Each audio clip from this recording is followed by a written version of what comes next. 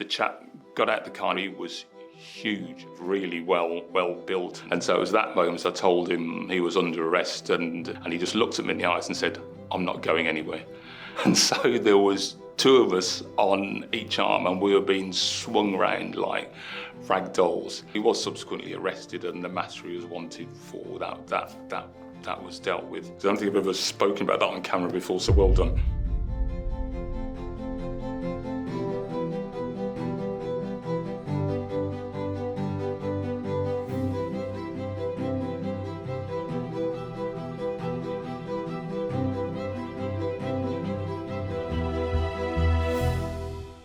Grew up in Birmingham, I suppose. When I look back on it now, it's with a huge sense of pride. The stability that I had then, the love that I had around me. Mum was a secretary. My dad was a bus driver. An only child until about the age of 10, 11-ish. Then my two other brothers came along. You know, I can talk about the times, you know, I went down to, I was on the seaside excursion from Brum. And I got stopped with my friend, and I've been accused of being involved in shoplifting and stuff like that, which I hadn't been, I hasten to add. But what I did was I actually turned that into a time to kind of try and understand what my future career could be. So I spent more time kind of questioning that police officer about his job than he actually got out of the stop and search of me. So there was kind of that interaction which drove me. And looking back on that, I thought how easy it could have been for me, you know, to have potentially been arrested. You know, I'm not saying anything serious would have happened as a result, but I could have been brought into the justice system that way. You know, when did I realise I wanted to become a police officer? During secondary school, and I wrote to the Home Office when I was 14 and filled out an application form. I put all my correct details on there, I hasten to add. But I take my hat off to the civil servant who wrote back to me at the age of 14 from the Home Office, took the time to write a personal letter explaining I was too young to join. But, and the actual crucial but is, in that personal letter they gave me words of encouragement and a whole host of information about policing. Now I used all of that information that I got from that unknown faceless civil servant to actually plan what I was going to do through my schooling. And one of the things I wish I'd been able to do was actually to thank that person for taking the time to write the letter back to this crazy 14-year-old kid that had tried to join the police. Getting into the police was absolutely fantastic news for me. It was a lifelong dream. I'd actually applied to join the West Midlands and also the Metropolitan Police Service at exactly the same time. There was also a sense of a bit of fear as well, because you had this little Brummy lad who was going to be leaving Birmingham and going off to this big city down in London. My dad was very influential and also was quite a driving force behind me, because what he'd always do is tell people that I was one step further than I actually was. So once I'd applied, he actually told people I was a police officer. Then when I was a police officer, he told people I was a sergeant, and then when I was a sergeant, he told people I was an inspector. So it was a bit of a nightmare trying to keep up with my dad's aspirations. If you ask any police officer, they don't, I'm probably the same now, they don't forget their first arrest. And my first arrest has influenced me a hell of a lot in my journey through policing. And it was the arrest of a 10-year-old child who'd stolen a packet of crisps. Now, then I took the lad through the whole process of interview, caution, fingerprints, photographed, and that is a record that young person now has. Now, I know legally that the caution's only disclosable for a certain period of time, but that caution is there for that person's life forever. And I really did look back and think, even at the time, in question whether or not that was the right thing to do. Now, procedurally, I've done nothing wrong at all. You know, and I kind of look and you kind of leap forward now and you kind of think about all the things that we try and do to keep children out of the justice system. Now, I'm not saying that we shouldn't respond to something when kids do things wrong, but what I am saying is we need to make sure we get the response right. And there's a greater focus now, and quite rightly, on trying to keep children out of the justice system because of the impacts it has on their lives. But also, bringing kids into the justice system doesn't necessarily give us fewer victims and also necessarily safer communities. It's about thinking what's right at that time for what that kid has been, that's brought into conflict with the law. The next example was when I was in a post office, and I was just in there collecting my car tax, and these two chaps, and as you were going in the kind of concertina type thing, were threatening another individual who was, one person away in front of me. And as time went on, those threats were getting more and more and more intense and more nasty. And I was thinking, good grief, I'm going to have to step in here. I'm here in my suit. I'm just getting my car tax, because you're kind of weighing up all of those situations. And then they got really aggressive. It almost went from zero up to really extreme, whereby they pulled out a knife on this individual and went to, attack him. So I went for the one who got the knife.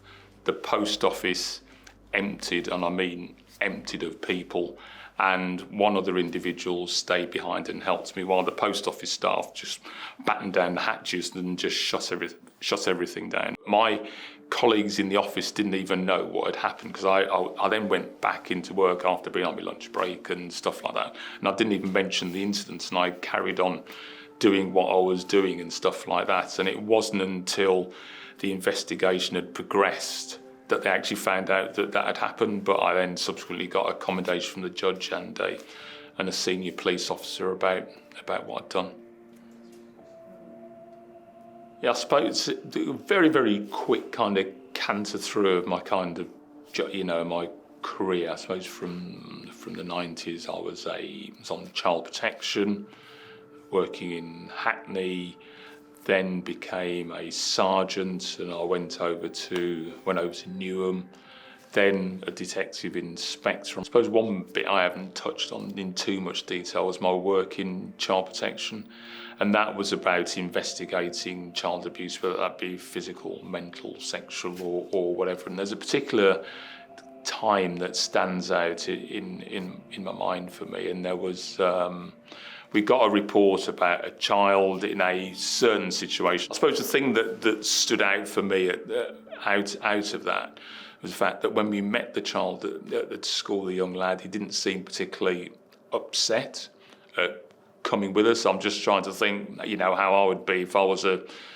kid of about 10 years of age and you've got these two strangers that come to school and meet you from school. Then we took him to this house, which was going to be the temporary accommodation for the lad. And the thing that really stands out in my mind the most was when we opened the door and the worker at the home said, "Oh, the toys are in that cupboard over there," and the kid ran over to that cupboard, opened the thing out, got the toys out and just started playing.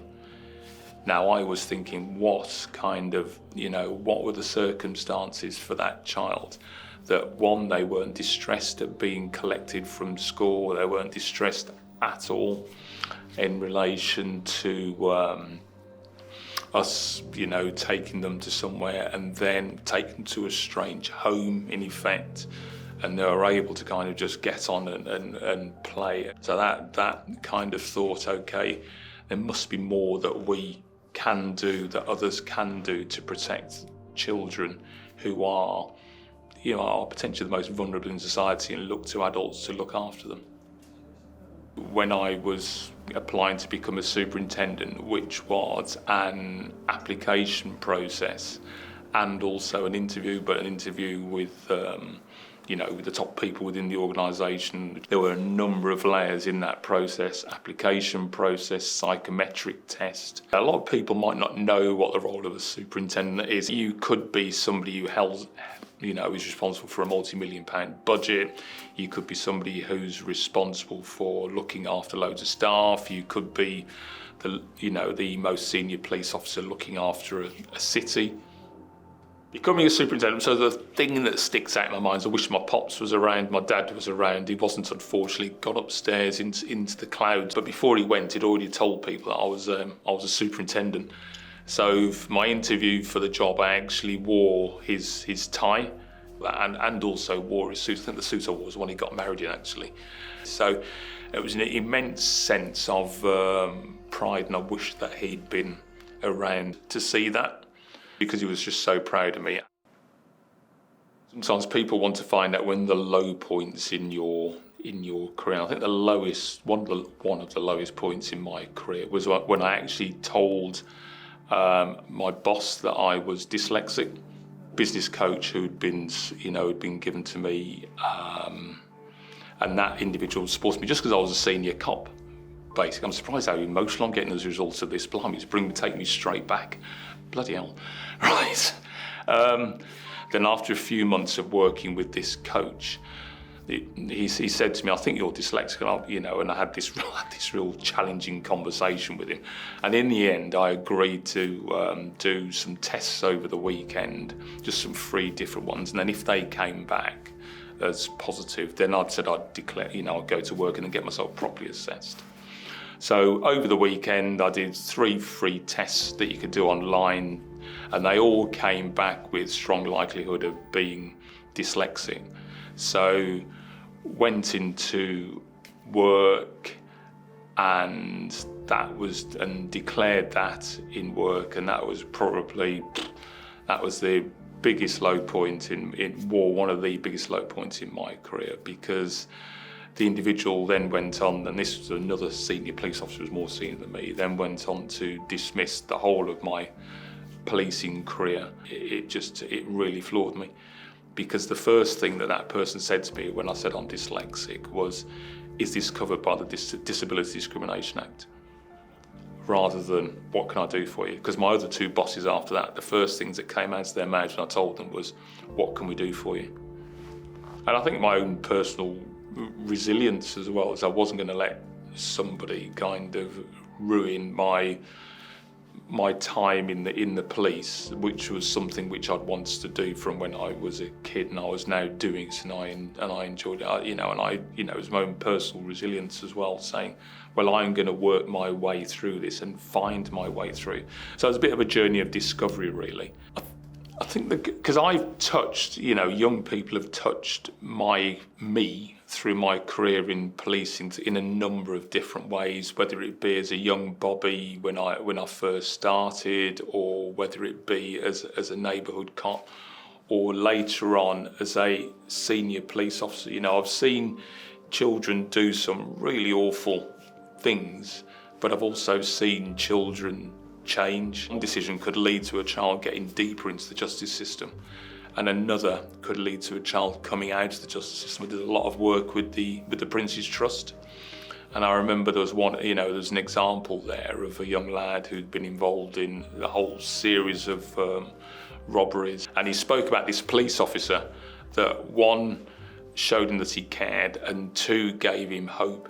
And it was a result of that conversation that young lad had with that police officer that led the lad to coming onto the Prince's Trust, and also completing a 12-week programme, which totally transformed that individual's life.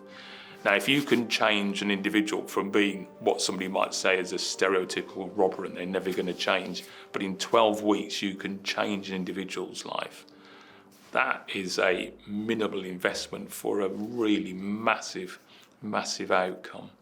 Back, and I think, how did I become chair of the Youth Justice Board? I planned my retirement 7 years before it actually happened. I didn't tell people that I was doing that. The Youth Justice Board, which I chair, is the only statutory agency that's got responsibility for oversight of the whole of the youth justice system.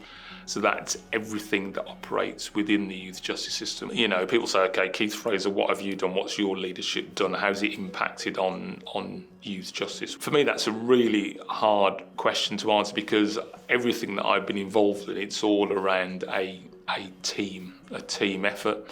I suppose one that I've been really directly involved in at the moment, again, it's around the team effort, is called Levelling the Playing Field. And the idea around that is around using the power of sport and physical activity to tackle the overrepresentation of minority children in the justice system. I had a photograph taken with this kid. I was in uniform, he had his arm around my shoulder and stuff like that, and all these other kids were looking up to him. He was in his late teens. And the dad afterwards pulled me aside and said, 7 months ago, you'd have been chasing around here, there and everywhere. He was a gang member, he was this, he was that. And he was one of the most worrying young people on the estate. And it was our engagement with him, you know, the community engagement, working with some of the justice agencies that actually led to the, or was part of that change in the individual. If we do all that we can to minimise how much time those children spend in the justice system, and then reduce the likelihood of children coming back into the justice system. My mum's really, really proud. She doesn't get it all, she doesn't understand it all, and then I sometimes tell her who I've met yesterday and stuff like that, and she kind of looks a bit shocked and a bit overawed and stuff like that. I think my dad would just be brimming, not think I know, he'd be brimming with pride. His teeth, he wouldn't be able to fit his teeth in the room. But I don't see myself in that way. I just see myself as doing a job, to be example, a job which I love, a job which I care about, and a job which I think is doable and achievable.